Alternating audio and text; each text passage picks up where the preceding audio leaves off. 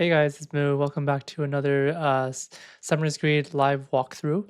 So today I have basically macro farmed again, Pico's Magic JR normal, so that I can get a lot of green orbs, so that I can get Felina. Because now finally, after 1 week, Felina has been unlocked after her uh, what do you call it? This thing, this Felina pack has expired after 24 hours, which you can also see on the side here like this. Okay, so I had 16,000 orbs, so I just re-rolled this, just as normal. And it took me all the way, it took me until, oh, no, I went too far. Sorry. It took me all the way to 9 minutes in order to actually get my first copy of Felina. And I just want to show you how many orbs I went through to actually get that. So let's go here. So that took me, finally I got it at 2,800 orbs from 16,000. So it took me a lot of green orbs to get Felina, but thankfully because of Pico's magic, I was able to get enough green orbs in order to get Felina. So now that I have Felina, I made many attempts to try to beat JR Nightmare with maximum level 400 monsters and 3 gold star buffing cats at also level 400. So I'm going to show you here. This is my first attempt. This is here. Let me just so I attempted first this without actually having level 400 for the up cat, but both of the other buffing cats were level 400. So I'm just going over here and I'm setting up. So this is the setup I went with. I leveled up Felina to level 400 from level 1 after just getting her. So you can see everyone's level 400, except for Speedy, of course, who maxes out at level 10, and then minus the Upcat, which is level 304. So we try this out. The idea behind this setup is that Felina has a cooldown charm, which allows her to do her special attack, which is this global map wave, as fast as possible, including speedy, which also makes that faster as well. And paired with Slime King's special ability, with this, which is a global stun. And then you have the 3 buffing cats. The diagonal one is buffing all 4 of these monsters, who are the 4 that are my damage carriers, basically. And then the upcat helping my 2 main damage carriers, which are Thor and Felina. And then the side cat here buffing mainly Thor here is most important, but also Deathbite. I'm putting Deathbite here because it reduces its special ability. It reduces the enemy's HP by a percentage amount, which is pretty nice. So it will be stronger than its basic attacks by far. And then I have my Archimedes to freeze the opponent, so I have more time for them to go through my maze here.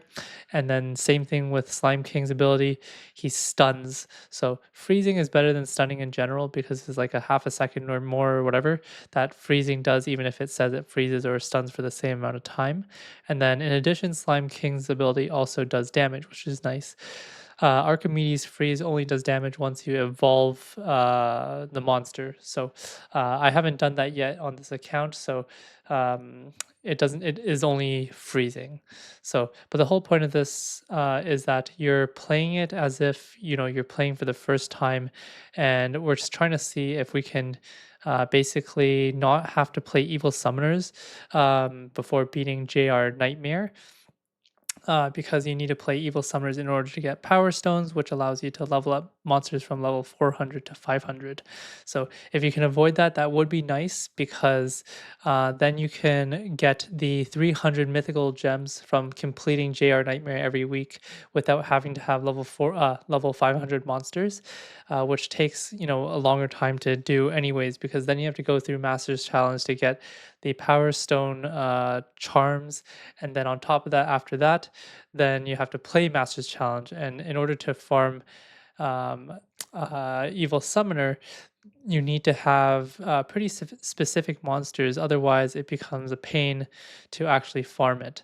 So yeah, it would be nice if you can beat it with just level 400 monsters. So that's what I'm trying to do here, and we'll show you if it's actually possible. So you can see here we got to level 6. We're using all of our abilities to maximize our chances of beating it, and then we get to level 9 here, which is pretty good, and then we lose. So then I try again by so that I can get this plus 50% attack boost to see if it's still possible, but it's still not possible. So I decide to give up on that and go back to farming fish coins so that I can level up my upcat to level 400 there. So I'm just setting that up there. And yeah, so we leave it at that. And then I come back and I do my second attempt here with Felina.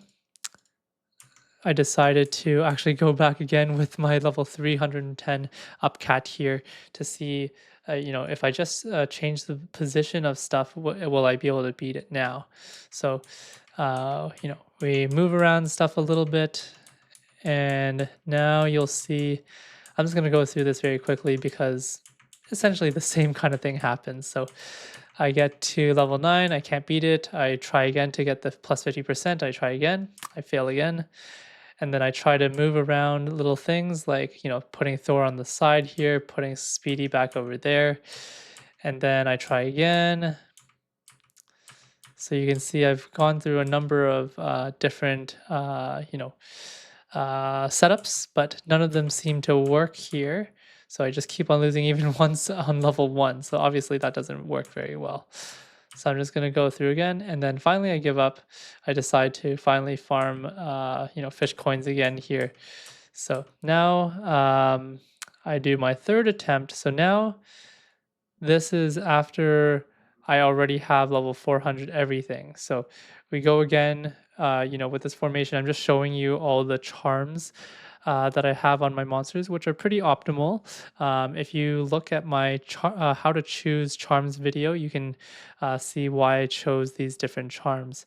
So we're just gonna let this run now with all the buffing cats at level 400, and what you'll see is basically we get to about the same point. So wave 7, wave 8, and then I lose. So that didn't work out with my diagonal cut in the middle, which is what I explained earlier.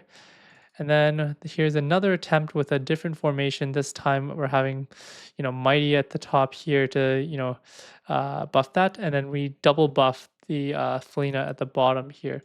So I just tried that. And then this one doesn't even go as far. So we end at wave 2. So that's not very good. And then we go to attempt 5 here.